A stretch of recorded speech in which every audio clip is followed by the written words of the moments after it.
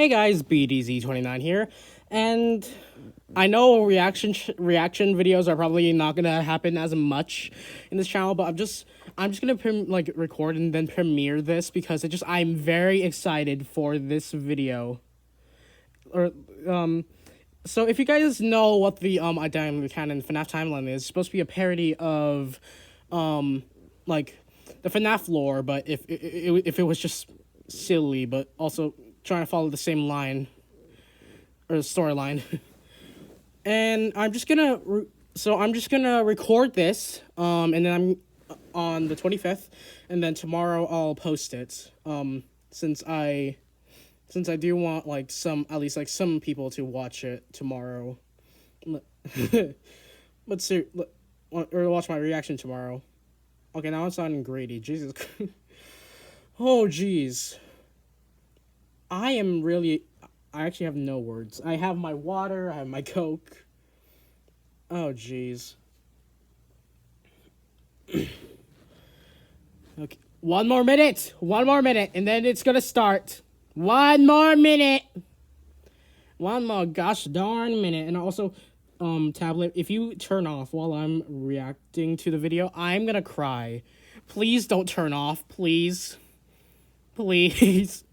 That's the last thing I want right now, is to have half of my reaction not happen on screen, because I am actually gonna I'm actually gonna be very sad. Please, okay, no, forget it. Let's look at the time and then wait. Come on. Come on.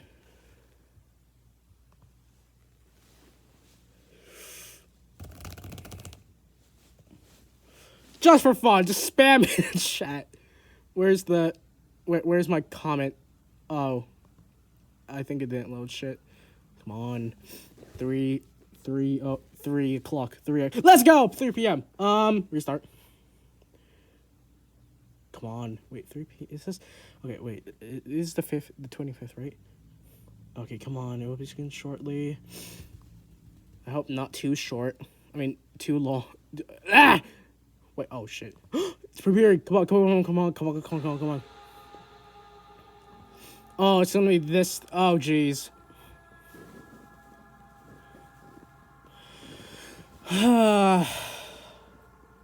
Great. I'm just gonna keep recording. Let's hope it doesn't cut more of my time.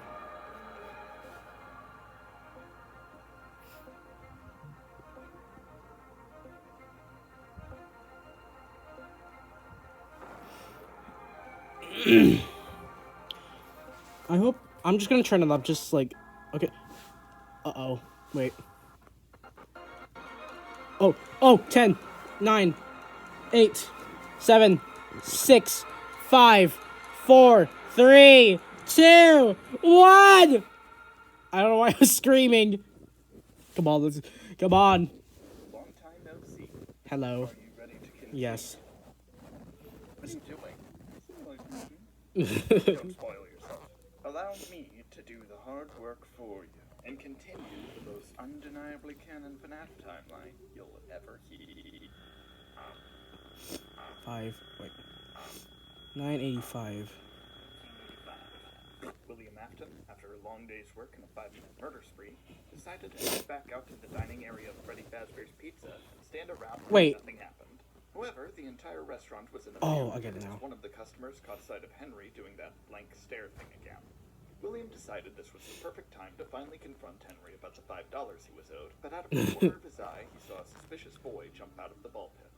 William had seen this kid before, socializing. Wait, is this supposed to be a different universe? He wasn't typically one to speculate what the patrons were up to, but he strongly felt something was up with this boy in particular. So, he decided to traumatize him for kicks and giggles. William lured the child to the safe room and graced him with the sight of all the freshly stuffed missing children. Jeez. Reasonably horrified at this, made a mad dash back to the ball pit as William chased after him.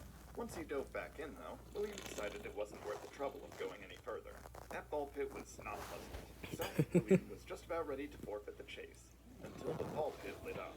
William realized there was something much more mysterious about this than meets the eye, so he decided to come back to it after making some preparations. The next morning, He got dressed for a potential vacation destination, staged a photo shoot to let Henry have Oh, a shoot. idea of where he was, and donned the spring bodysuit before plunging into the pit. Oh. Oh. Oh, I get it now.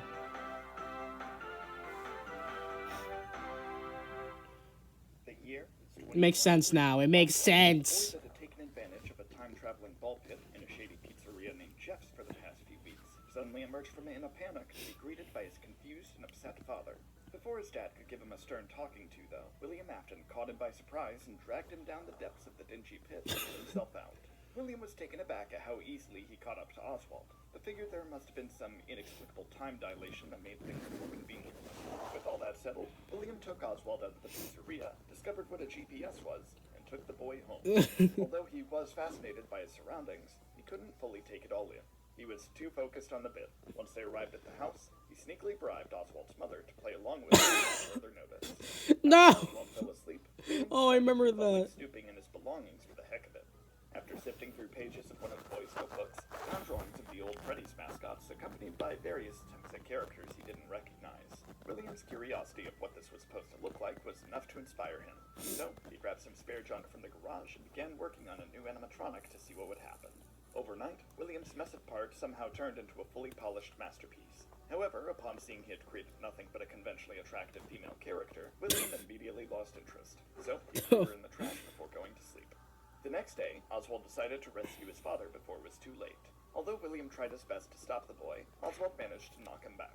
Oh. William, disoriented, clumsily stumbled into a net and hung himself before Oswald and his dad safely escaped. Fortunately, poor structural integrity came to the suffocating William's rescue. The ball pit's net snapped, launched William down and out the ball pit, and he skyrocketed back into the Freddy's parking lot in 1985 as if nothing happened.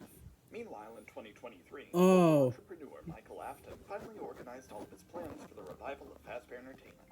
He wasn't quite at the point he was hoping for, though, thanks to Hurricane City Council catching that all of his documents Was that security breach? projects and forged signatures. Normally, they'd let this kind of thing slide, but they all had unanimous beef with Freddy's and seemingly had a means to shut Michael's plans down. Upon the discovery of training tapes at the wreckage of its most recent disaster, it was made apparent that the William company was meant to be Afton's finished handy off for dandy's good. 3-step Knowing interface. his Oh, damn it! couldn't get him out of this one, Michael thought of a more practical to solution to his problem. something So, ship. He quickly tampered with the tapes while nobody was looking. Pardon me, but if you wouldn't mind rewatching this tape, I do believe you'll find yourselves to be mistaken. Didn't you just about the break state it? of the company. You just broke. Okay, never mind. There is need for you to return to work next week as Fazbear Entertainment is a corporate entity. The city council's hands were tied by this indisputable evidence, and they begrudgingly allowed Michael to continue his business ventures. Yes. As long as he didn't immediately build a giant building over half the town. So, I'm not gonna with read the that, rest. Michael decided to buy out Jeff's Pizzeria, since it was just a crudely repurposed Freddy's location. Using blueprints in the office, Mike made near-perfect recreations of the classic animatronics. Everything was looking up for Michael, and his efforts rewarded him with massive success. Hearing the cacophony of customers at Freddy's every day made Mike confident in the pizzeria, and now he wanted to pursue a more personal project. After scouting out local scientists, he kidnapped Phineas Taggart to assist him in a new product for Fazbear Entertainment. Michael described his vision to Taggart, a marvelous substance that could violently clone and replace anyone it touched. When questioned why he wanted to create such a thing, Michael simply brushed it off as necessary trauma, much like what he had to go through to become a successful. Oh!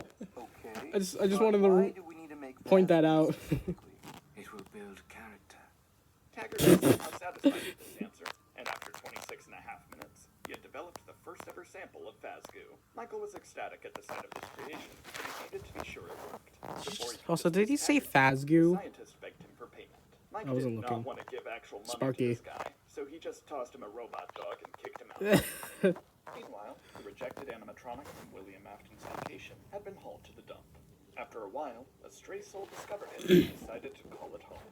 This turned out to be William's ex-wife, Eleanor Schmidt, who had been kicked out of Molten Freddy during Henry Emily's final blaze of glory. The children inhabiting the animatronic mass voted that Eleanor didn't deserve to move on with them. So, Damn. they rejected her, so she Damn. plane of existence indefinitely.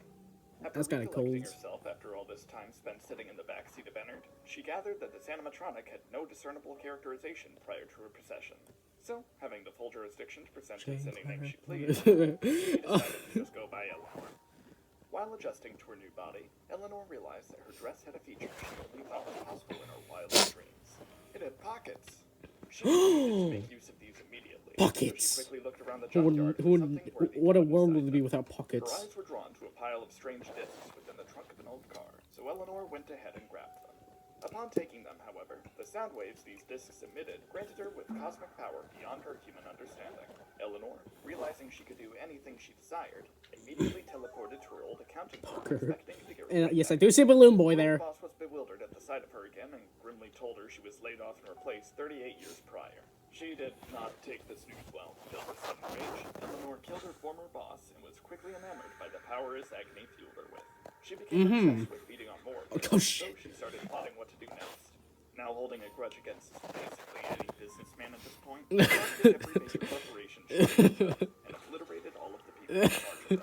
Now filled with triple the infinite power she had already, Eleanor was ready to claim victory as the greatest evil the world has ever known. Uh-oh. To her surprise, though, basically everyone on Earth that was subjected to these corporations was happy about their immediate quality of life boosts, and Eleanor was hailed as a benevolent revolutionary, siphoning the agony right out of her with their collective joy.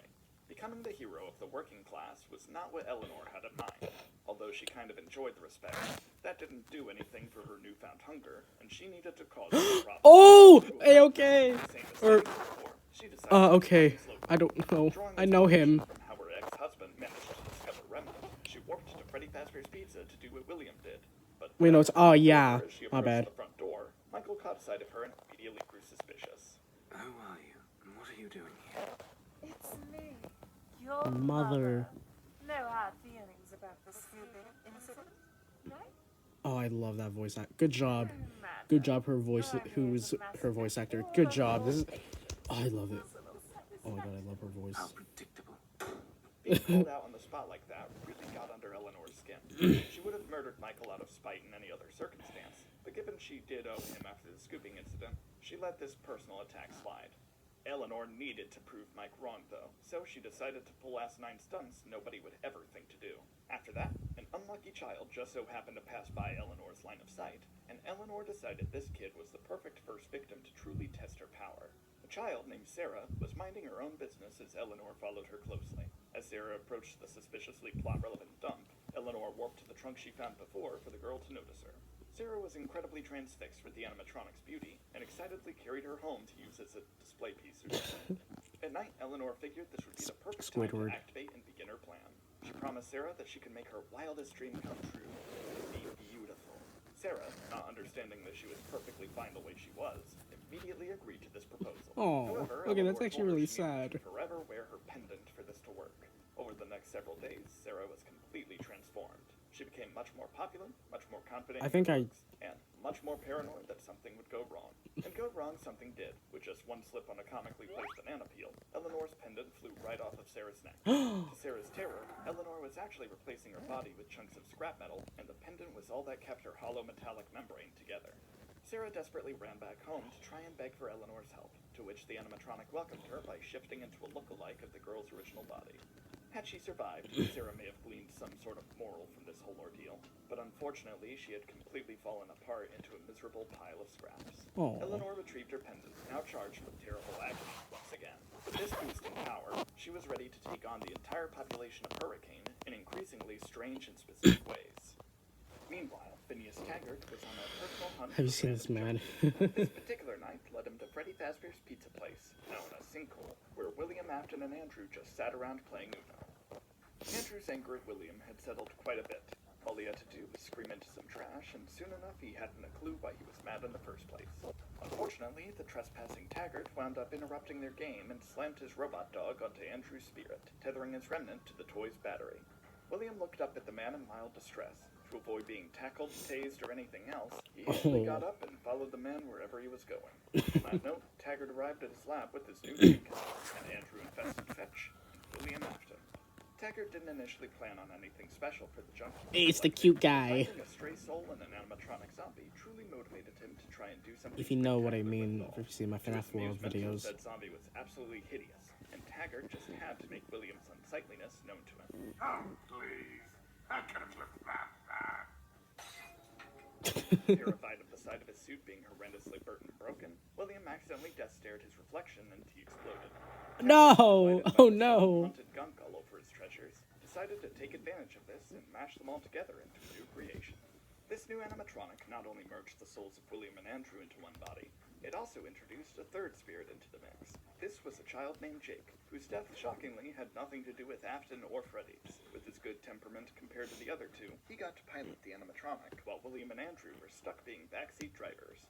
Taggart was delighted at his living stitch wraith, but his joy was short-lived as William convinced Jake to slap the mad scientist. As it turned out, Afton's presence within the animatronic killed Phineas Taggart on the spot. Jake was absolutely horrified about this, but Andrew wasn't particularly bothered about it. After surveying the damage, they deduced that they should just wait for someone else to handle it. So, they sat there and waited until a garbage collector found them. Sure enough, though, the mere touch of the stitch wraith was all it took to kill this guy, too. Immediately, Jake realized who was responsible for this. William had already been giving off bad vibes, but now he looked blatantly proud of himself. When Jake tried to explain this, though, Andrew came to William's defense. What's so bad about him? He cheated at Uno once. He literally killed 2 people just now! Lies and slander. No, I did do that.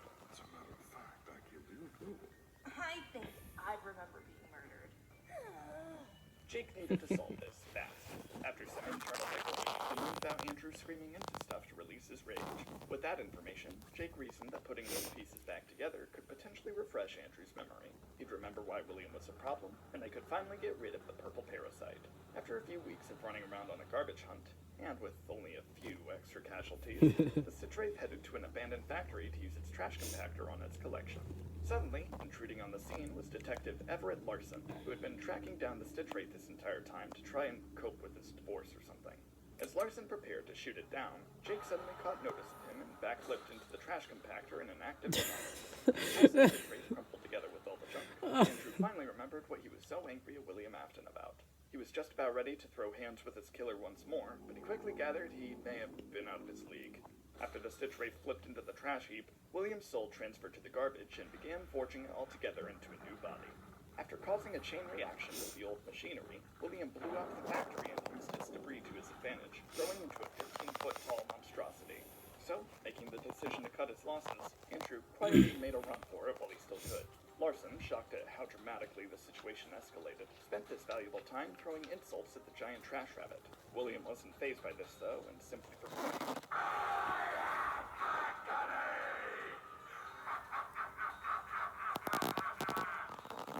Did somebody say agony? Eleanor was there too, apparently. After learning of the Afton Amalgamation's existence, she quickly launched herself into it to try and absorb its power. This caused Afton to become far more violent, and Larson was nearly killed by the amalgamation. Before it could finish him off, though, he began hearing a voice coming from his bag. It was the mask of the puppet, or at least his delirious mind figured it must have been. Nonetheless, he tossed it at Afton's shin, and the impact What is with it like a house of cards. As Afton sank into What? the lake Poor bed of Afton, wreckage, getting kicked he in the noticed shins a Eleanor lot. escaped his collapsing body, and he recognized her instantly. Not only was she his abandoned creation on a time travel vacation, he felt the spite emanating from her and knew it could be only one person. The woman who he once probably loved, then definitely hated, had managed to become far more than he ever was. And so, he looked at her in bittersweet longing before everything faded to black. William Aw. Afton was dead. Oh The no! amalgamation was destroyed. The stitch wraith ran with Larson's aid. Jake was all on his own now, and he wasn't going to let anyone else die. So, he whacked the detective with his battery, and that got rid of the lingering agony left behind by Afton. Now that Larson was a little less half-dead than before, he immediately tried to bite Eleanor. She wasn't impressed by his endeavor, and she dragged him into a highlight reel inside her mind. Your investigations, your hunt for the stitch wraith, your failed marriage. Who do you think was behind it all? Bad luck, I guess. Oh, I thought I was being more obvious. Sorry. Anyway, it was me all along. You didn't know it, Larson, but I was always there.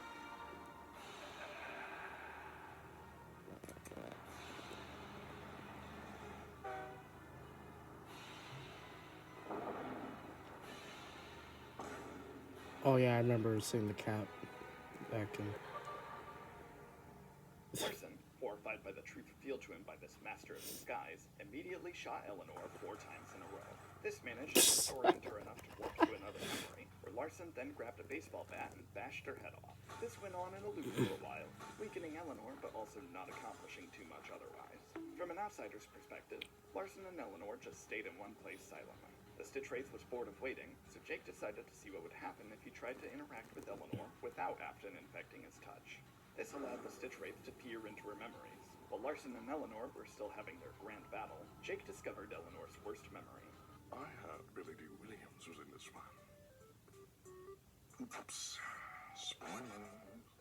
Confused by what the problem here was, but nonetheless undeterred, the Stitch Wraith grabbed Eleanor and launched her into the memory to be stuck forever. Now that Jake had saved the planet from Eleanor's wrath, he felt fulfilled in his purpose. With that, he moved on from this world, and the Stitch Wraith was no more. Larson, now sitting alone in the wreckage of a factory with 2 lifeless animatronics in front of him, deliberated what to do now. He knew this was going to cause a big stink for the police department if he didn't have a believable explanation on hand. So he just tossed Eleanor and the Stitch Wraith's bodies into the ball pit at Freddy's and blamed their hijinks on Fazbear Entertainment.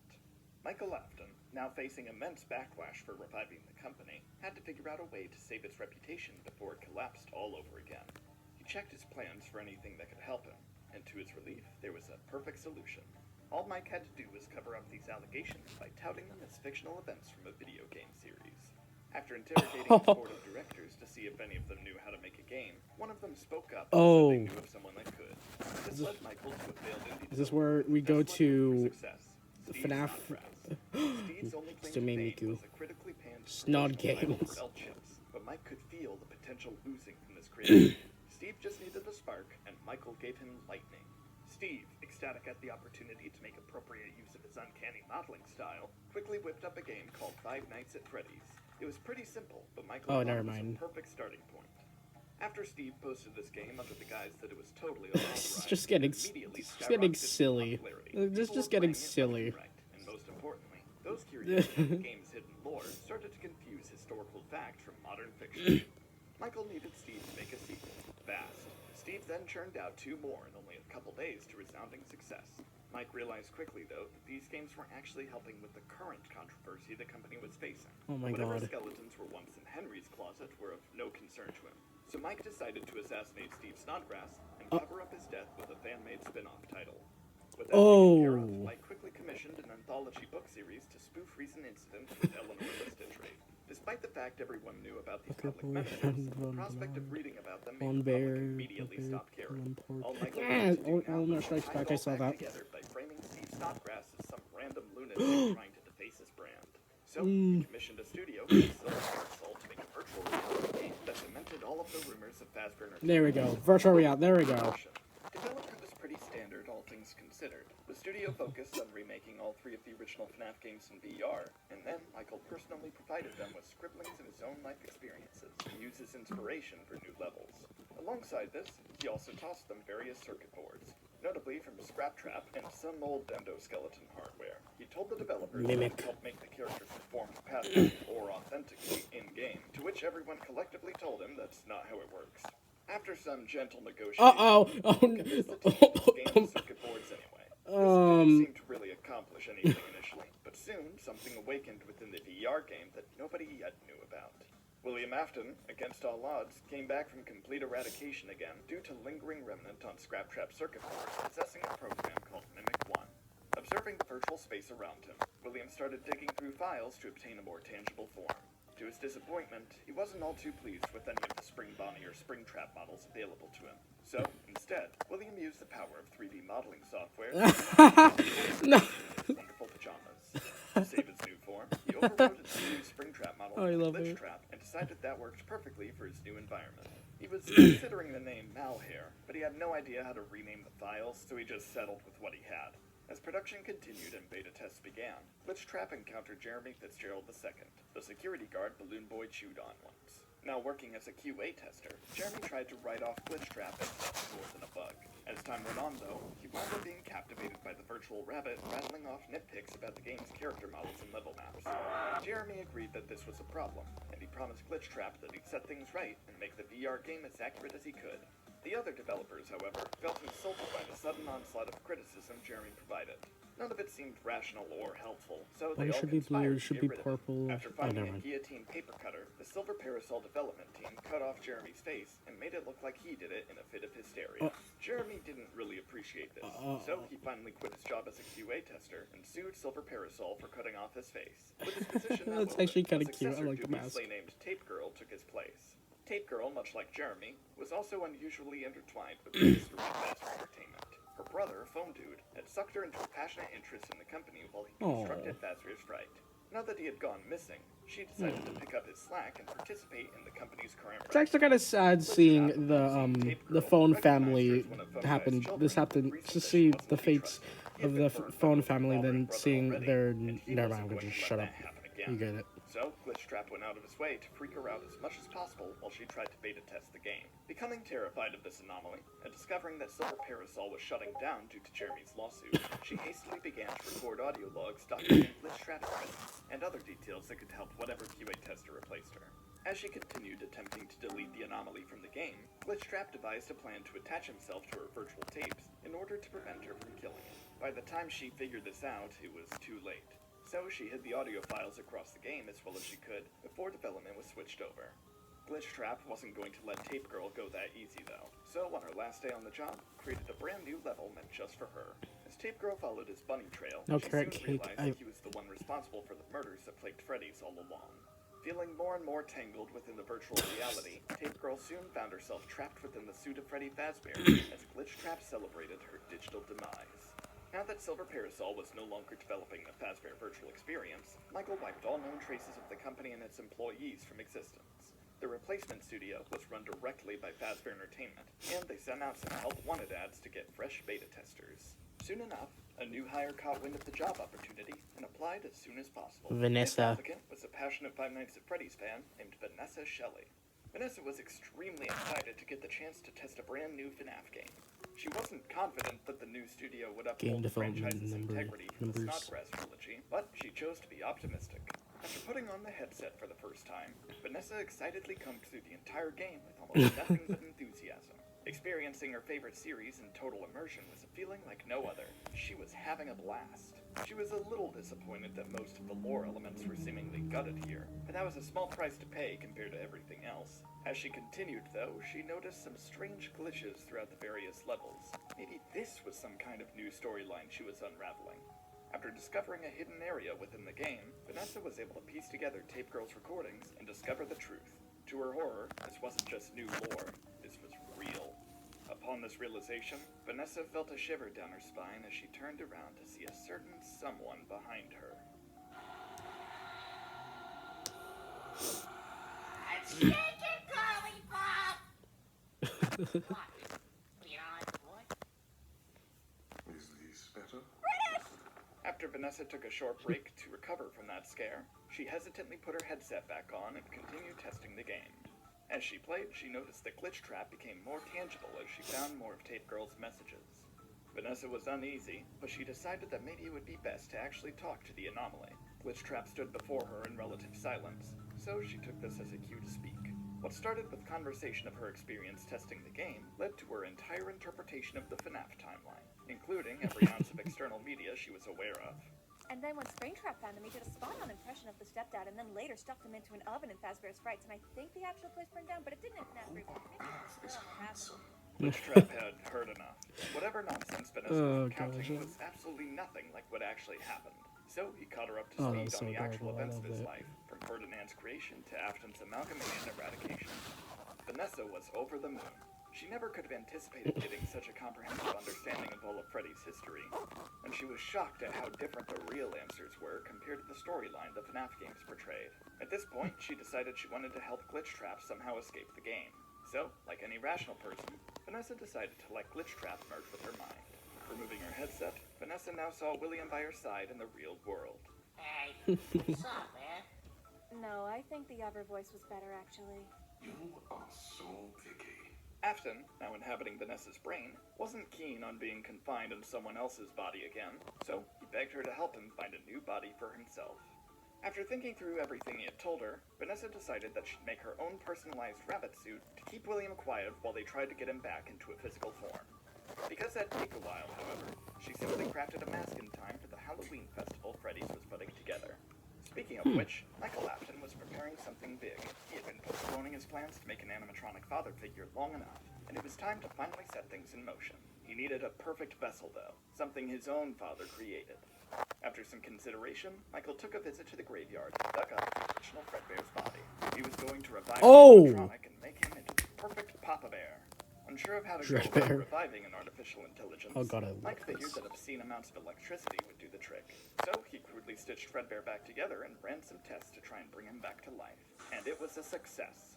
Michael had let time slip right past him, though. The Fazbear Fall Fest was only in a few days, and he had yet to make the perfect attraction for it. All at once, it dawned on him that he could present the revived animatronic as Fredbear until he could fix him up properly. Sure enough, this worked perfectly, and at long last, Fredbear was the star of the show for the first time in decades. While attending the festival, Vanessa ruminated on her recent life choices. As she half-heartedly participated in the various attractions, William finally learned that Michael was behind all of this. For the first time in his unnaturally prolonged existence, he finally felt somewhat proud of his son. Before he could stew over this new emotion, though, Vanessa accidentally bumped right into the entrepreneur. Vanessa, utterly embarrassed, began to profusely apologize, to which Mike just blankly stared at her, waiting for her to go away. This led to Vanessa rambling once more about her obsession with his son, only this time she had all of William's knowledge at her disposal. Michael, initially uninterested, was taken aback by Vanessa's inexplicable understanding of Fazbear Entertainment's history. After evaluating whether or not to dispose of her, he determined she may be useful and gave her a new job with special attention. Vanessa was now part of a security team for a new project Mike was working on, the Fazbear Funtime service. This was a special delivery service where Fazbear Entertainment mass-produced replicas of some of the most iconic characters from the business's legacy and rented them out for criminally high prices. Vanessa was fascinated by this concept, and William realized this would be the perfect way to get a recreation of his favorite fursuit. So, on Vanessa's first day of security, she hacked into the system with her gamer skills and ordered production of Springtrap animatronics. By the time higher-ups noticed something unusual about this, they all shrugged it off since Springtrap was probably profitable enough to rent out. William was thrilled that his body had been perfectly remade, but he got cold feet once he realized Fazbear Entertainment was producing so much of him. He didn't want to just be another Springtrap in the crowd, he wanted to be in the spotlight. Vanessa was confused about him changing his mind, though, and they began to bicker about the integrity of a unique Springtrap. Getting fed up with this, Vanessa tried banging her head against one of the replicas to attempt to transfer. This ended up knocking her out, giving William free rein to puppet her body. Knowing this could come in handy for future schemes, he quickly searched how to induce compliance in human subjects to ensure he could do this whenever it benefited him. This, alongside some other concerning web searches, Saw something that IT reminded me of department FNAF immediately. World. Unfortunately, the only guy who cared to contact Vanessa about it, Lewis, was more interested in coffee than figuring out why she wanted to chop people in half. By the time Vanessa came to, she didn't have any recollection of the stunts William was pulling, and simply resumed her normal work activity. Anytime William took control again, though, Lewis would shoot another email wondering why Vanessa wasn't taking the hint. This led to a lot of one-sided conversation and coffee invitations, but outside of that, the Funtime service was doing great. People were renting animatronics constantly, and the funds gained from this But why, inspired Michael though? to start offering additional characters and quirky Let's variants of the spend. existing ones. There was only one problem. Aside from the occasional fatality from letting infamously killer animatronics out in public, delivery trucks for both animatronics and pizza started being attacked by bears. To Michael's surprise, bears absolutely adored the taste of pizza and despised Fazbear animatronics. This was all thanks to their overlord, Ferdinand von Bernard. Yes! Ferdinand's cosmic power allowed him to integrate perfectly into He's back! society. His appearance indicated to bears across the world that he was something special for their kind, and he provided them all with wisdom far beyond their years. The most important thing Ferdinand taught them, however, was to hold a grudge against Fazbear Entertainment. Being left behind and replaced by his creators was one thing, but his arch-nemesis, Michael, becoming CEO of the company was another. Michael was losing at least 5 delivery drivers a day from these bear attacks, and paying off the lawsuits from this was the final straw.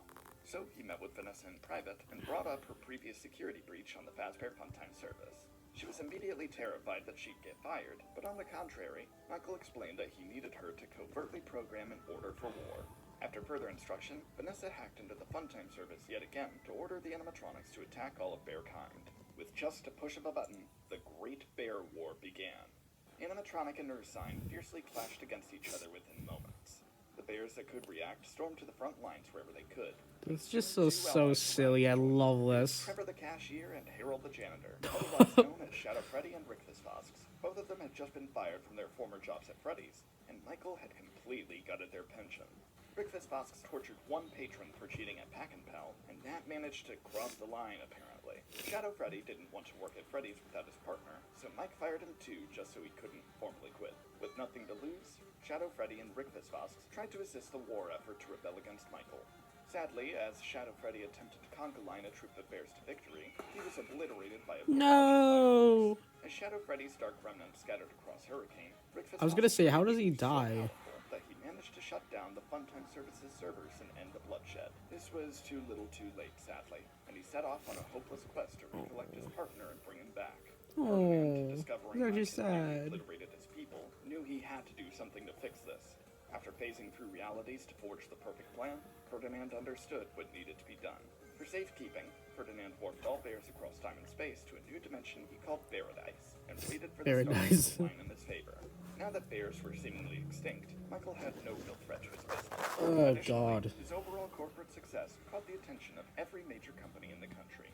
The power vacuum they all shared from Eleanor's massacre allowed for Mike to buy all of them out for cheap, and Fazbear Entertainment became a mega corporation within the blink of an eye. With this, the stage was finally set for Michael to build the mega pizzaplex of his dreams, and Hurricane City Council couldn't say no this time. Michael was proud of Vanessa for her cooperation, and despite her not really being qualified for any promotion, he ordered his board of directors to transfer her to the head of security at the pizzaplex once construction was complete. It would take time for this project to finish, but Michael was absolutely certain that it'd be nothing short of his magnum opus. For now, he was left to contemplate his two personal projects. Dreadbear had been a great novelty for the Fall Fest, but his body's disrepair was not sustainable for a long-term business. So, Mike harvested Dreadbear's AI to use within a brand new animatronic, a glam rock reimagining of Freddy Fazbear. All Mike needed now was to finally use his Fazgoo for its true purpose. With confirmation from shady science teachers across the country that the substance worked, Mike was confident his most unattainable dream would come to fruition. Now, exploring every nook and cranny of Hurricane, he searched for the remnant he had coughed up after the pizza place fire in order to bring his younger brother back. Soon after vaporizing Rick Fosks with a flashlight, Michael finally found what he was looking for. A chaotic energy emanated from the newest remnant deposit he discovered, and he knew he found him. Capturing the remnant, returning home, Michael guided the child's soul to the Fazgoo and watched as the boy was finally put back together. Now that his brother actually existed again, the fog lifted. After all this time, Michael could finally remember the child's name. Gregory Afton. Oh my god. Alright, I hope that suffices for now.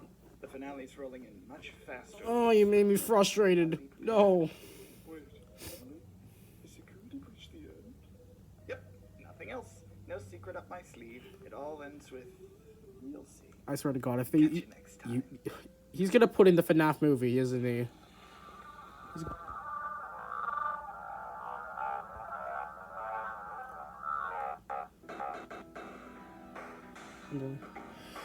Oh, okay. So I guess we're gonna have to find out in next year. But seriously, oh man, this was fun.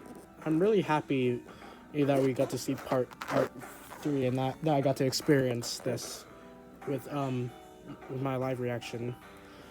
Oh boy. Well, I hope you guys really enjoyed this video. And yes, I'll work on Evie's book like tomorrow or something. I don't know. But anyway, this video will be posted like on tomorrow's on 2026, which is like right now.